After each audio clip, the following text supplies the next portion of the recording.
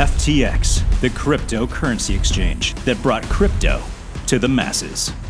In just 2 years, FTX was worth $39 billion and made its owner, Sam Bankman-Fried, one of the world's youngest billionaires. But how did the company that ruled crypto come crashing down in a web of deceit? This is the inconceivable story that explains how a company run by the golden child of the crypto world became the con of the century.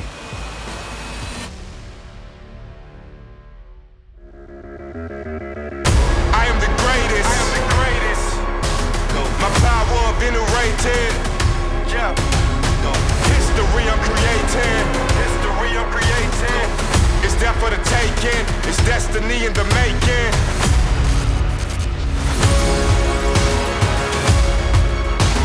It's destiny in the making.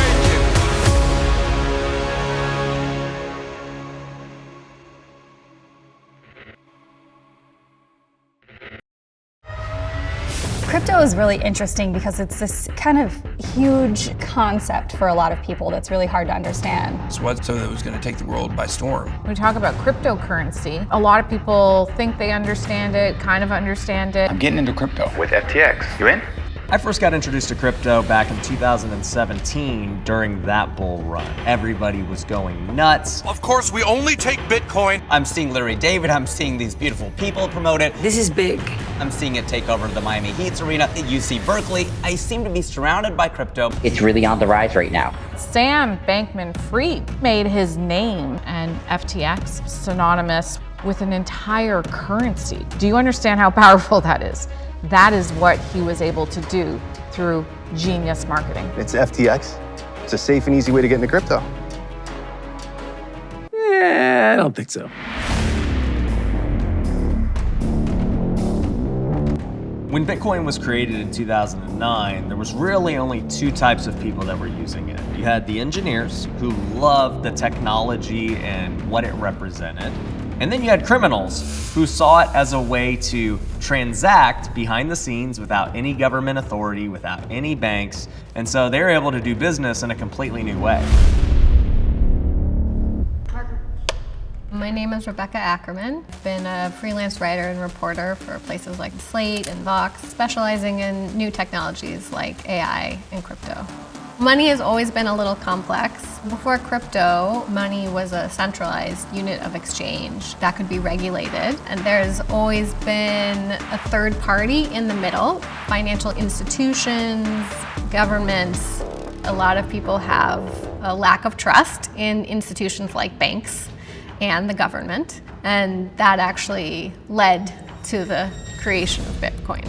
Don't we deserve better?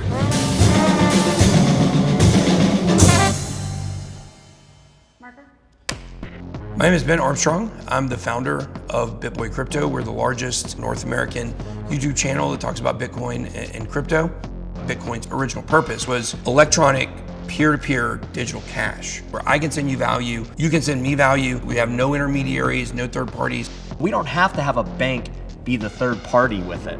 We can do it through the blockchain where it's verified publicly. It is trackable, it is traceable. So in early crypto, you could make money on the internet, but you could only spend the money there too. So you couldn't get that money back out to be able to use it in your real world life. A lot of people, they're unsure. Even if I want to buy cryptocurrency, I don't know how to buy it. Who do I call? Where do I go? Then exchanges started popping up and you could put money into the blockchain and pull money out that you could spend in the real world. Oh my gosh, now we got a way, we can just put money on here, we can convert it over to Bitcoin, we can trade in and out of it, we can withdraw it when we want, we can do a transaction if we want. They were the new bank. Sam Bankman-Fried graduates MIT and he goes to work for Jane Street Capital, and they specialize in arbitrage deals and quantitative trading. Arbitrage is taking advantage of buying something in one region and selling it in another. And Sam decides that he's going to do everything he was doing in traditional finance, but for crypto. So in 2017, he starts a company called Alameda Research. He's going to start doing arbitrage deals where he's buying Bitcoin in one place and selling it on a different exchange for a profit. Bitcoin was trading on a lot of different crypto exchanges, and it was not trading at the same price on all of them. So my first introduction to Alameda Research was I saw it very quickly. He had a lot of money behind him, and Sam came out and said, yeah, I'm unapologetically making money out here. Who cares? Like, that was kind of the idea of Alameda Research. We're gonna be ruthless, we're gonna be cutthroat, we're gonna invest in projects, we're gonna dump prices. We don't care. As long as our investors are making money, that's all that we care about. Sam Bankman-Fried's company claims to make $30 million in its first year. Back in 2017, you had a few different exchanges. Coinbase was a very big exchange. You had Binance. As Sam Bankman-Fried's making money with Alameda Research, he realizes that he can continue trading and making money that way, but there's a lot more money to be made servicing all of these people that are going to be coming into crypto. And so in 2019, he starts his own exchange called FTX. Sam starts his own cryptocurrency called FTT. And it's not really for everybody, it's only useful if you're using it on FTX. The purpose of FTT is basically like a loyalty program. If you're trading on FTX, you can go use the FTT token to get discounts and other things. And so he was involved in the crypto industry in these two different ways. He'd had two companies, Alameda Research and FTX. Caroline Ellison, a friend from Jane Street, became CEO of Alameda Research. So he was no longer leading both companies ostensibly. He was the CEO of FTX and Caroline Ellison was at Alameda Research. By the year 2020, FTX is now at 1 million users. They're worth $85 million and they're at a 1,000% increase from the year before. So this is mind-blowing. FTX has seen explosive growth. He was seen as the crypto king. He was on the covers of magazines, he was in interviews everywhere, he was the guy. What's ingenious about this is the more that he's out there, people are going to use crypto FTX because that's the face that they see. It builds some brand credibility for him. And the more he's out there, the more users he gets on crypto FTX, making Sam Bankman-Fried the first crypto billionaire 2 years after founding FTX. So Sam starts looking at how they can market through endorsements. Let's get some celebrities in the game. So he has Tom Brady and Giselle who are backing what he's doing with FTX. FTX is the safest and easiest way to buy and sell crypto. It's the best way to get in the game. Sam was able to monopolize voices that were bigger than crypto to kind of legitimize himself in crypto. And then he just goes even further and he buys the naming rights to UC Berkeley's football stadium and the Miami Heat's arena. So FTX was everywhere and FTX was becoming a known brand, not just a cryptocurrency company. now VCs are coming full force. And all of these VCs put in about $900 million, which lends a lot of credibility, these are dollars, to crypto. And at this point, crypto FTX is now worth $18 billion. He decides to do a Super Bowl ad, get Larry David. I don't think so. What is one of the strongest currencies in our society? It's celebrity. If he's got LD, if he's got Tom Brady, he's got Giselle, that is social currency that he's getting people to sign up, and he doesn't need to do any other acquisition. He's just sitting there and watching the dollars go up through these fees on crypto FTX. In early 2022, crypto FTX is worth $32 billion. The thing about the cryptocurrency industry is that it's fomenting this idea that everything is going to be good forever. That if we keep believing in the system, it will keep creating benefits for the people who are invested in it. Yeah, I'm in. Yeah, sounds good, I'm in. I'm in. Hey Arthur, I quit. So that means that if something bad happens within the industry, it sends ripples throughout the whole industry because it's a system of belief, it's not just a financial industry. So in May of 2022, there was a company called Terra that had a stable coin. Now, a stable coin is meant to remain stable. Its price should not fluctuate. And so most stable coins are pegged to the US dollar. Well, the price ended up crashing, and it basically caused a run on the entire coin. As soon as the value of a token dips, then people get scared, and then they pull out their investments, and then the value dips further. That really sent shockwaves through the whole industry. During this crash, a lot of crypto companies are failing, and FTX is in a strong position. And so Sam comes in and he says, I'm gonna go buy these companies that are important to the crypto space. And so now he looks like this guy who wants to make sure that crypto is taken care of. He's gonna come and be the savior of these struggling cryptocurrencies. and that wasn't the case. In May of 2022, a token called Terra ends up crashing. And with that, it caused people to lose trust in the entire crypto industry, thus crashing all these other exchanges. And so Sam comes in, he ends up bailing out BlockFi and a company called Voyager. And with this news, they're just calling him the savior of crypto. He's the golden child. Voyager was set to be acquired by FTX's American unit for $1.4 billion after Sam Bankman-Fried's firm won a U.S. bankruptcy auction. His confidence in those purchases, the effect of it was to calm the seas a little bit. If somebody is powerful and as rich as Sam Bankman-Fried still believes that this is going to be okay, then maybe it's going to be okay. You've been referred to as crypto's white knight. First of all, she's backstopping customers and making sure they're protected. So in this time of instability, he is becoming more and more the face of crypto, and he's doing more interviews. He testifies in front of Congress. We strive to conduct all of our business in a transparent and regulated manner. Another part of Sam Bankman-Fried's allure was that he had a philanthropic aura around him. He really wanted to make a lot of money because he wanted to contribute back. Where's your car? It's that one there. That's like what, a Toyota? Guys, I'm a billionaire, but I don't really care about money. I drive a Corolla. He was also putting a lot of money into politics. And joining me now is one of America's youngest billionaires. And recently he's used that money to become one of the biggest donors in this year's midterm elections. In the cycle between 2021 and 2022, he was the second largest Democratic donor behind George Soros. Not every major donor will talk about why they do it. I appreciate that you did. Of course. Thank you. My name is Tiffany Fong. I've been a long-term crypto holder. My expertise has been mostly in looking at the crypto bankruptcies. But I started to hear about all these platforms where you could leave crypto and earn some passive income. I ended up putting in a lot of my crypto into Celsius Network. You pay no fees, you earned your rewards. You're holding your crypto on Celsius. You're gonna earn a return on that investment just for sitting it there. Celsius Network is basically trying to create an algorithmic, cloud-based solution that does everything in your best interest. Celsius ended up collapsing. The checkmate is always ours. Really does hurt to lose all of that money. I received leaked information from some Celsius employees, and I began posting them on social media. And Sam Bankman-Fried somehow caught wind of this and started following me on Twitter. At the time, FTX and Binance were the top two competitors. CZ is someone who we all know as CZ. That's just what we call him. But his full name is Changpeng Zhao, and he is the founder of Binance. Somebody wants to violate the law is not going to prevent that. It does seem that Sam and CZ have had some sort of ongoing competitive dynamic. We cover all the regions they cover.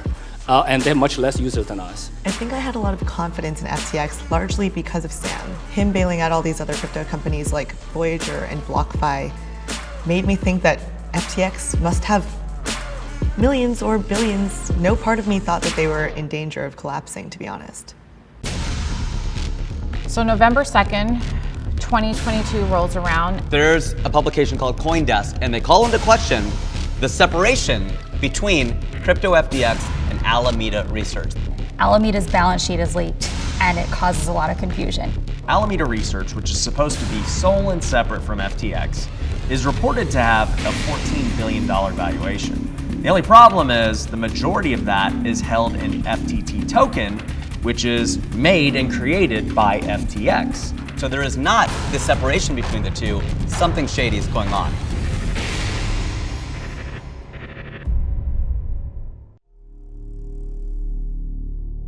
The CoinDesk balance sheet of FTX gets released November 2nd. And they call into question the separation between Crypto FTX and Alameda Research. They find out that a lot of the assets held by Alameda Research are actually tied up in Crypto FTX. Investors are giving Alameda Research all of this money to go and do arbitrage and other investments in the entire crypto industry as a whole.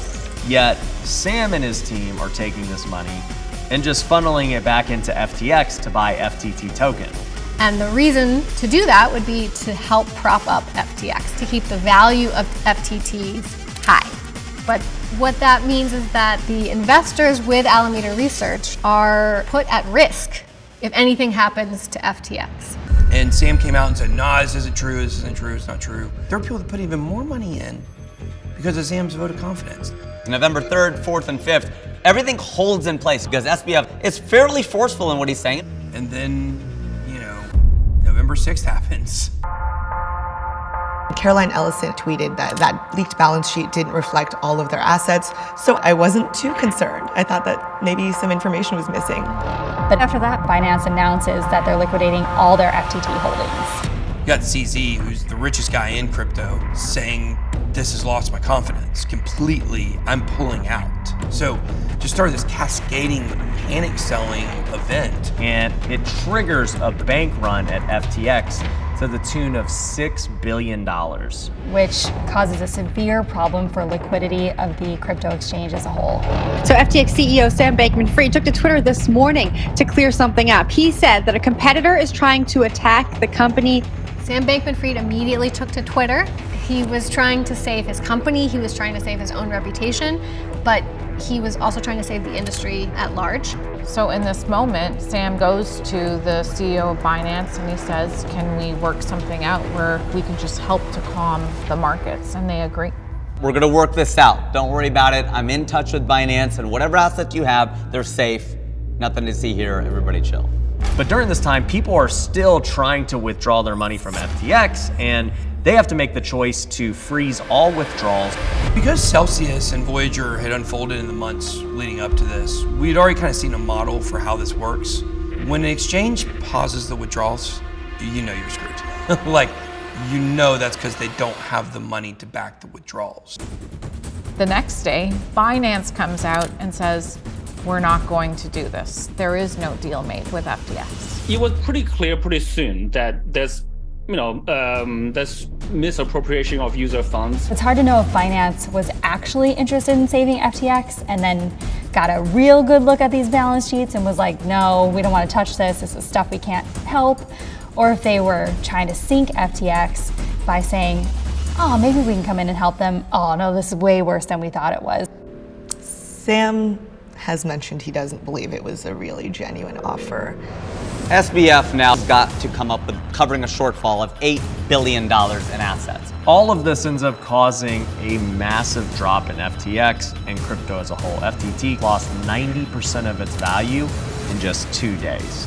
This, as you might imagine, might rock the entire industry, which it does. With Bitcoin losing 19%, with Ethereum losing 24%. In a span of 9 days, billions of dollars just vanished. On November 11th, FTX is done. They declare bankruptcy. The FTX Group have commenced voluntary proceedings under Chapter 11 of the U.S. Bankruptcy Code. Wiped out. Total wipeout. Again, all of this. Bankman-Fried has resigned his role. I actually reached out to Sam Bankman-Fried on November 11th, the day I believe that they filed for Chapter 11 bankruptcy. I really was not expecting him to respond to me. He randomly messaged me back saying, hey, yeah, I'd be happy to chat. So FTX International was separate from FTX US, and you had stated that FTX US was solvent. So I was wondering why FTX US had to go to Chapter 11 as well. Oh yeah, it's a really good question. Well, you blame the fucking idiot you're talking to for actually filing this document. There comes a time where if you're making errors, you either have to acknowledge the errors or just be quiet and don't say anything. And Sam didn't do either of those things. He kept on talking. Did you know that FTX deposits were used to pay off Alameda creditors?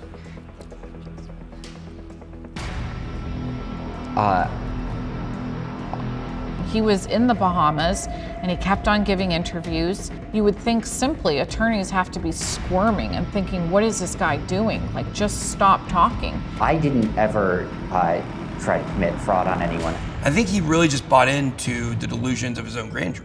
And I think that's why he was willing to do a lot of interviews down the road that probably got him into more trouble. I actually asked Sam about what his lawyers are saying about all of this, and if they are okay with him talking so publicly.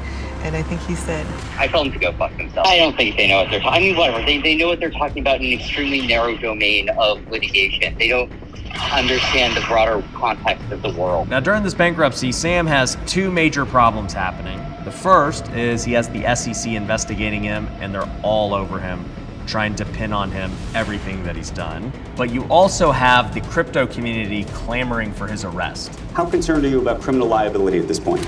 After all the stuff that we've seen, people were like, wait, what's going on here? Why is he not arrested? Bankman-Fried and his co-conspirators stole billions of dollars from FTX customers. In December of 2022, Sam is finally arrested. Sam Bankman-Fried arrested overnight in the Bahamas. The 30-year-old could potentially spend the rest of his life in prison. It made it a little bit easier for others in the cryptocurrency industry to say, this is very clearly wrong what he did, and it's not what we've done. He's committed fraud, and we are innocent. Caroline Ellison, the former CEO of Alameda Research, Gary Wang, and Nishad Singh, who were all sort of in the FTX inner circle, have all pled guilty and seem to be testifying against Sam. Ellison said that she brainstormed alongside SBF, Gary Wang, and Nishad Singh on ways to make the balance sheet look better. You basically had Alameda that created FTX as their own personal casino. If they had lost bad on a trade, we'll just make more FTT tokens. And then we'll be able to balance out what we lost by just adding on more tokens that we kind of control the price of. It's a Ponzi scheme in every sense of the word. I mean, I think that Sam probably got used to the fact that everyone ate up everything he used to say. Tabloids loved him, publications loved him, the public loved him. I mean, I think it's possible that he thought that he might be able to bend the rules a little bit. What the lesson here is we have to be very careful with who is the face of our company. There he is. Jesus. It's our video of SBF, as we like to call him here. He does not look like JP Morgan. This was like a nerdy incel with a bad afro that all of a sudden now is telling us the way that the government needs to treat crypto assets. And it's like, he was always so good at telling you what you wanted to hear. And to me, that's the red flag. The fall of crypto FTX created this crypto winter.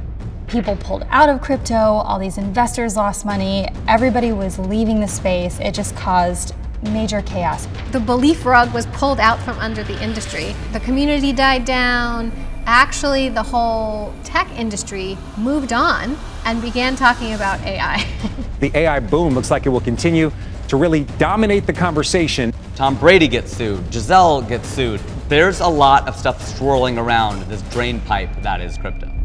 I think what kind of will really put this more into layman's terms for people is to understand what happened back in the early 2000s with a site called Ultimate Bet, a poker website during the big poker boom in the early 2000s. And there was a scandal that came out. There are members of the team on Ultimate Bet who can see the cards. They called it God mode. You wouldn't overnight take all of the person's money. You would let them get some wins, you'd lose a little bit.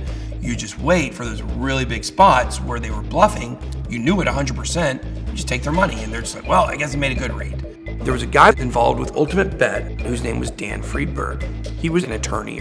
Well, guess who is the compliance officer of FTX?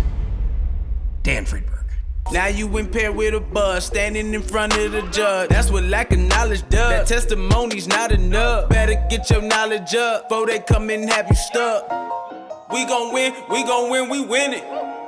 Cause we been gods from the beginning. Nationwide, man, we worldwide. Oh, I lie, make the world mine. Mind your own, you will live long. Spend with your own, make them strong. Tell me what I told you wrong. Time for us to take the throne.